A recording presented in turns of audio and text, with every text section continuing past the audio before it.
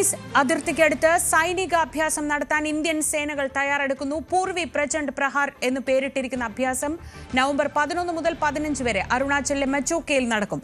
പാകിസ്ഥാന്റെ അതിർത്തികൾക്കടുത്ത് ഗുജറാത്ത് തീരത്തും പടിഞ്ഞാറൻ രാജസ്ഥാനിലും തൃശൂൽ എന്ന പേരിൽ അഭ്യാസം നടത്തിവരുന്നതിനിടയിലാണ് ചൈനീസ് അതിർത്തിയിലും കരുത്ത് തെളിയിക്കാൻ ഇന്ത്യ ഇറങ്ങുന്നത്. അഭിലാഷ് രാധാകൃഷ്ണൻ വിവരങ്ങളുമായി.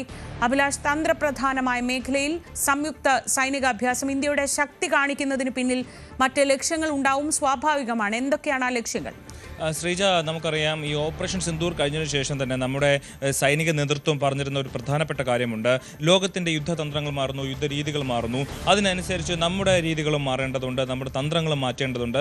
അത് പറഞ്ഞ മാസങ്ങൾക്ക് ഇപ്പുറമാണ് ഇപ്പോൾ വലിയ രീതിയിലൊരു സൈനിക അഭ്യാസത്തിന് ഇന്ത്യ ഒരുങ്ങുന്നത്. അതും തന്ത്രപ്രധാനമായ മേഖലയായിട്ടുള്ള ചൈനയ്ക്ക് തൊട്ടടുത്ത് കിടക്കുന്ന അരുണാചലിലെ മെച്ചൂക്ക എന്ന് പറയുന്ന സ്ഥലത്താണ് ഇത്തരത്തിൽ ഇന്ത്യയുടെ സ്പെഷ്യൽ ഫോഴ്സും അൺമാൻഡ് പ്ലാറ്റ്ഫോംസും പ്രിസിഷൻ സിസ്റ്റംസും അടങ്ങുന്ന പ്രധാനപ്പെട്ട എല്ലാ സാങ്കേതിക വിദ്യകളും ഉപയോഗിച്ചുള്ള സൈനിക അഭ്യാസം നടത്തുന്നതിൽ Indian air force, Indian navy and Indian army ഈ മൂന്ന് സേനകളും സംയുക്തമായി ചേർന്നുകൊണ്ട് നടത്തുന്ന 5 ദിവസം നീളുന്ന ശക്തമായ സൈനിക അഭ്യാസമാണ് മെച്ചൂക്കയിൽ നടക്കുന്നത്. അരുണാചൽ പ്രദേശിലെ മെച്ചൂക്കയിൽ നടക്കുന്നത്.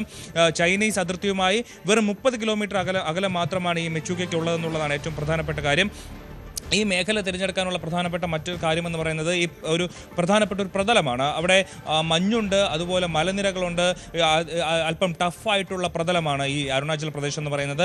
ആ മേഖലയിൽ ഇത്തരത്തിലൊരു അഭ്യാസം നടത്തുന്നത് വഴി ഇന്ത്യയുടെ ഏറ്റവും, അതായത് ഈ മലനിരകളിൽ ഈ ഒരു സൈബർ നെറ്റ്വർക്ക്, അതിൻ്റെ പ്രവർത്തനങ്ങൾ ഏത് തരത്തിൽ നമുക്ക് മുന്നോട്ട് കൊണ്ടുപോകാൻ കഴിയും എന്നുള്ള തരത്തിലുള്ള പരീക്ഷണങ്ങളടക്കം ഈ ഒരു പൂർവ്വ പ്രചണ്ഡ് പ്രഹർ എന്ന് പറയുന്ന ഈ അഭ്യാസ പ്രകടനത്തിലുണ്ടാകും.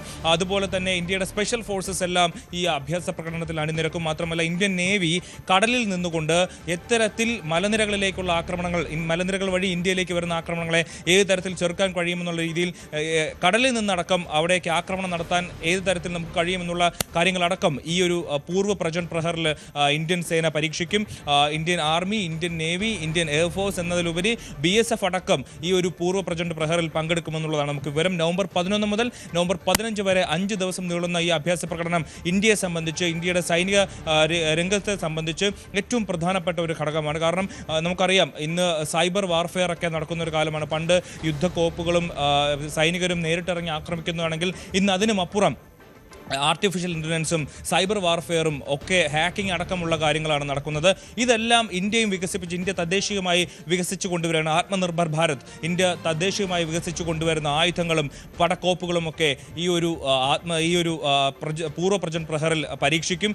അങ്ങനെ ഇന്ത്യയുടെ കരുത്ത് നമ്മളും അതുപോലെ തൊട്ടടുത്ത് കിടക്കുന്ന ചൈനയും തിരിച്ചറിയുമെന്നുള്ളതാണ് ഏറ്റവും പ്രധാനപ്പെട്ട വിവരം. മറ്റൊന്ന്, ഒക്ടോബർ 30 മുതൽ നവംബർ 10 വരെ പാകിസ്ഥാൻ്റെ അതിർത്തിയായിട്ടുള്ള ഗുജറാത്ത് തീരത്തും അതുപോലെ പടിഞ്ഞാറൻ രാജസ്ഥാനിലും തൃശൂൽ എന്ന പേരിൽ Indian army, Indian navy, Indian air force 3 പേരും സംയുക്തമായി ചേർന്നുള്ളൊരു സൈനിക അഭ്യാസം നടത്തിവരികയാണ്. പ്രധാനപ്പെട്ട കാര്യം, ഇന്ത്യയും പാകിസ്ഥാനുമായി തർക്കത്തിൽ കിടക്കുന്ന സർക്രീക്ക് നദിയിലും ഇന്ത്യയുടെ അഭ്യാസം തുടരുമെന്നുള്ളതാണ് ഏറ്റവും പ്രധാനപ്പെട്ട കാര്യം. ഈ ഒരു തൃശൂൽ നടക്കുന്ന ഒരു സാഹചര്യത്തിൽ പാകിസ്ഥാൻ നേവിയുടെ കനത്ത നിരീക്ഷണങ്ങളും ഈ മേഖലയിൽ ഉണ്ട് എന്നുള്ളതാണ് ഏറ്റവും പ്രധാനപ്പെട്ട മറ്റൊരു വിവരം. അതായത് ഇന്ത്യയുടെ ഏറ്റവും തൊട്ടടുത്ത് കിടക്കുന്ന ശക്തരായിട്ടുള്ള 2 രാജ്യങ്ങളാണ് പാകിസ്ഥാനും ചൈനയും. ആ പാകിസ്ഥാനടുത്തും ചൈനയ്ക്കടുത്തും ഇന്ത്യ സായുധ അഭ്യാസങ്ങൾ നടത്തുന്നു എന്നുള്ളതാണ് ഏറ്റവും പ്രധാനപ്പെട്ട വിവരം.